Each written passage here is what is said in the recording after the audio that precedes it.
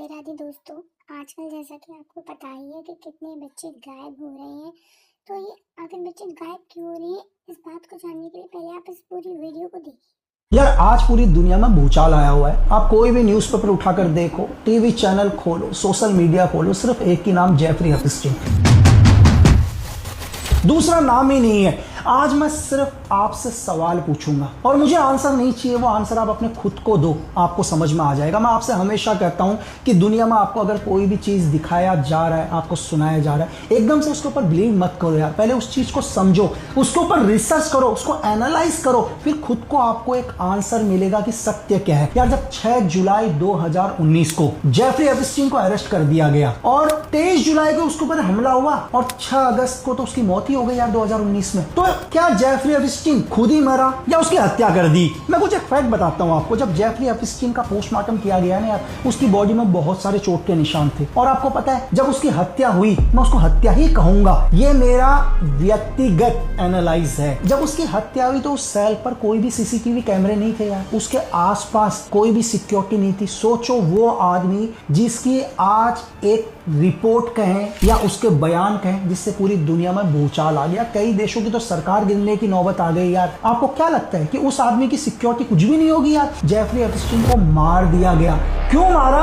क्योंकि दुनिया में सिर्फ वही सामने आए जो ये पावरफुल लोग दिखाना चाहते हैं यार। और आप उस पर बिलीव भी कर लोगे। आप सोचो कि 1 लाख पन्नों से ज्यादा वो फाइल 2019 में भी बाहर आ सकती थी ना। क्यों वो 2026 में बाहर आई, जब आज पूरी दुनिया में वॉर का माहौल चल रहा है? तभी उस फाइल को बाहर लाया गया। और अगर उस फाइल को आप ध्यान से देखोगे, उसमें बहुत सारे पीडीएफ गायब हैं यार। सिर्फ वही पीडीएफ दिखाए गए हैं जो आप तक पहुंचने चाहिए। आपको ऐसा लग रहा है कि जेफरी एप्स्टीन की तो फाइल यूएस ने रिलीज कर दी, वहां के कोर्ट ने उसको दिखा दिया, डोनाल्ड ट्रंप ने बोल दिया कि ये फाइल आ चुकी है। नहीं, इस फाइल में वो सारे पन्ने हटा दिए जो सबसे महत्वपूर्ण थे। मुख्य आदमी तो मारा ही गया ना यार इस केस का। जेफरी एप्स्टीन तो दुनिया में है ही नहीं। अब जेफरी एप्स्टीन से पूछने के लिए लोग ऊपर थोड़ा जाएंगे कि क्या सत्य है।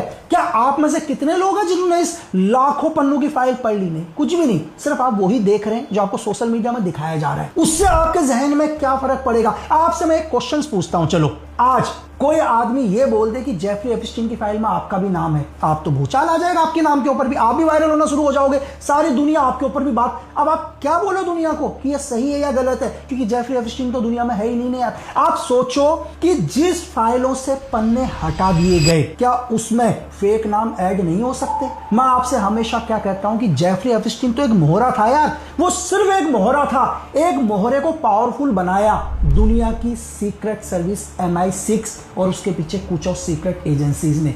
आज आप देख रहे हो कि जेफरी एप्स्टीन दुनिया में नहीं है, लेकिन जेफरी एप्स्टीन के ब्लैकमेल करे हुए वीडियोस या जो उसने फोटोज खींची या जो भी उसकी बात हुई, उससे पूरी दुनिया के पावरफुल लोगों को ब्लैकमेल किया जा रहा है। यही होती है एक सीक्रेट सर्विसेज की दुनिया यार, कि किस तरह से दुनिया के उन पावरफुल लोगों को क्या करो, ब्लैकमेल करो। आपको वॉर करने की जरूरत ही नहीं है। आपने अगर पावरफुल लोगों को कंट्रोल कर लिया तो वो देश तो वैसे ही खत्म नहीं यार। अगर किसी देश के साथ जबरदस्ती डिफेंस डील करनी है तो ब्लैकमेल। किसी देश को बोलना है कि तुम्हें दूसरे देश को सपोर्ट नहीं करना तो ब्लैकमेल। क्योंकि आप देश को वैसे तो नहीं हरा सकते ना यार, सेना से नहीं हरा सकते, लेकिन देश के पावरफुल लोगों को आपने ब्लैकमेल कर लिया तो पूरा का पूरा देश आपके कंट्रोल में है। अब एक सवाल मैंने आपसे दोबारा दोहराया, आज कुछ एक नाम भूचाल की तरह वायरल हो रहे हैं पूरी दुनिया में। ये वायरल हो रहे हैं या वायरल किए जा रहे हैं? ये वायरल किए जा रहे हैं ताकि पूरी दुनिया के अंदर क्या हो, इन बातों पर चर्चा होनी शुरू हो जाए। दुनिया में क्या हो जाएगा, 2 हिस्से में लोग डिवाइड हो जाएंगे यार। कुछ लोग क्या है, सपोज करो कि यार मेरा ही नाम उस फाइल में आ जाए। उदाहरण के लिए जो लोग मुझसे प्यार करते हो, मुझे बचाव करने की कोशिश करेंगे, और जो लोग मुझे हमेशा नुकसान पहुंचाने की कोशिश करते हैं, उनको तो एक मिल गया ना यार मेरे ऊपर आलोचना करने के लिए, मुझे नीचे गिराने के लिए। अब क्या है, दुनिया में भूचाल आया, बोला भाई एप्स्टीन की फाइल में लिखा हुआ है। क्या एप्स्टीन की फाइल में लिखा हुआ सत्य है? आप क्यों नहीं क्वेश्चन करते उन लोगों से कि बाकी फाइलों के पन्ने क्यों हटा दिए गए? क्यों एप्स्टीन को मार दिया यार? एप्स्टीन को क्यों मार दिया गया? क्योंकि भविष्य में कभी सत्य आगे ना आए। जब तक एप्स्टीन इनके काम का था तब तक उससे ब्लैकमेल करवाया। एक वो आदमी जो एक लोअर मिडिल क्लास का, एक नॉर्मल परिवार का, दुनिया का इतना पावरफुल आदमी कैसे बनाया? तब दुनिया की पावरफुल सीक्रेट एजेंसी MI6,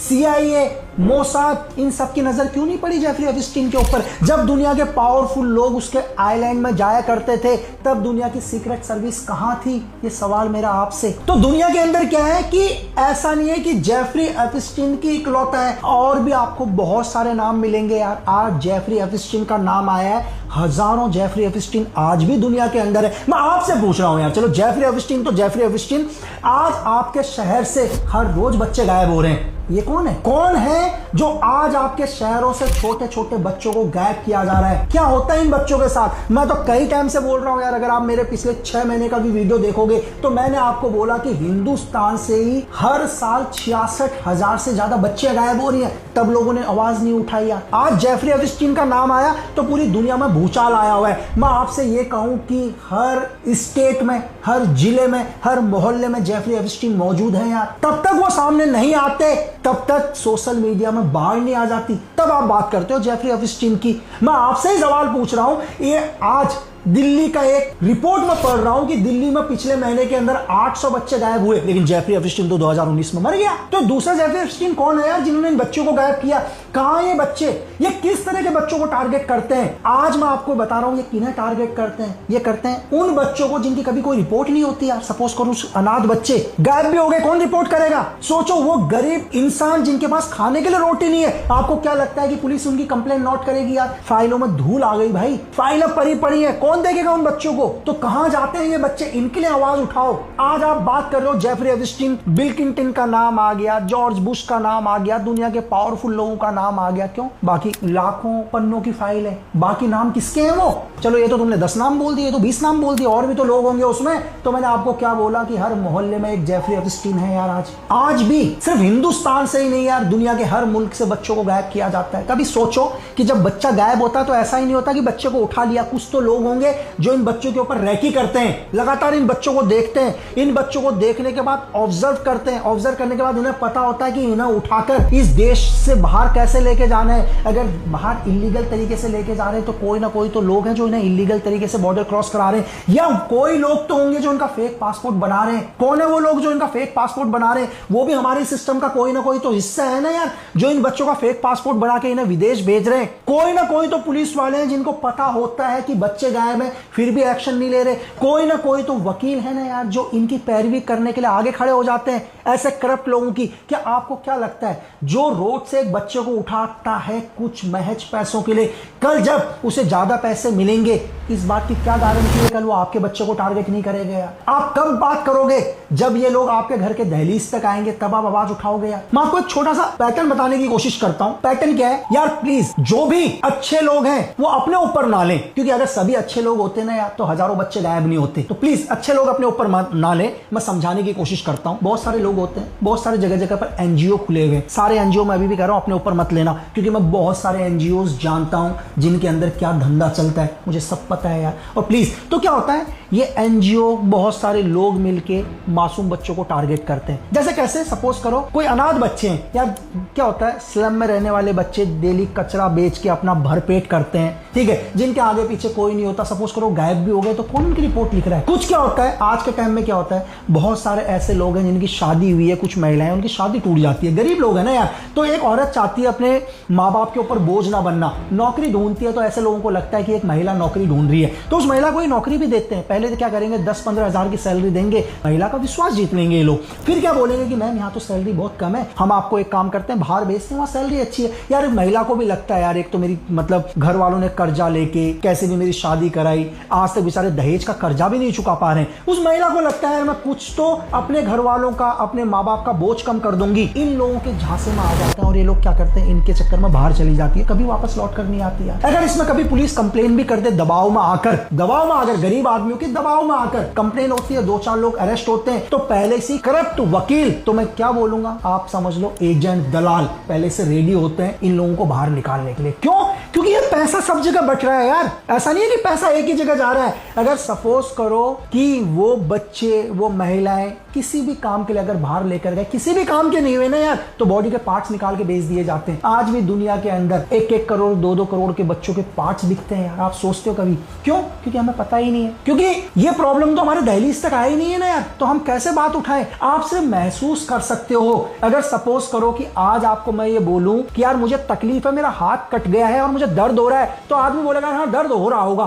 तकलीफ तो मुझे पता है ना यार। आपको कब महसूस होगा? जब आपका हाथ कटेगा, तब आपको पता चलेगा कि वाकई में हाथ कटने में दर्द ऐसा होता है। तो मेरी आप लोगों से निवेदन है, दूसरे की तकलीफ को देखकर वो दर्द महसूस करने की कोशिश करो। अगर आपने आज वो दर्द महसूस कर लिया तो तकलीफ आपको कभी नहीं होगी यार। आज भी हमारे को क्या है, अवेयर रहने की जरूरत है। आज भी हमें ऐसे लोगों की मदद करने की जरूरत है जिन्हें वाकई मदद की जरूरत है यार। और जो लोग ऐसे लोगों को गायब कराने में हेल्प करते हैं, ऐसे मासूम बच्चों को उनके परिवार से दूर कर रहे हैं, वो तो मानवता के लिए यार, मतलब वो तो मानव है ही नहीं। तो ऐसे लोगों के लिए जीवन में कोई रहम नहीं। अगर आप ऐसे लोगों के पक्ष में आ रहे हो, ऐसे लोगों को सपोर्ट कर रहे हो, तो मैं ये कहूंगा कि आप भी इन्हीं के साथ हो। बस आप बैक फुट से इनके पीछे खड़े हो यार, बस इन्हें फ्रंट में खड़ा कर रखा है। तो प्लीज ऐसे लोगों के लिए आपके दिल में कोई रहम नहीं होना चाहिए। और आपको ये लगता है कि किसी भी मासूम इंसान को, किसी भी मासूम बच्ची को सच में मदद की जरूरत है, आप एक कदम उठाओ यार। पता है आपका सिर्फ एक स्टेप किसी को अंधकार में जाते हुए बचा सकता है यार। आपने जेफरी एप्स्टीन की लगातार वीडियो देख रहे हो ना, किस तरह से बच्चों को ट्रीट किया जा रहा है, आप कल्पना नहीं कर सकते यार।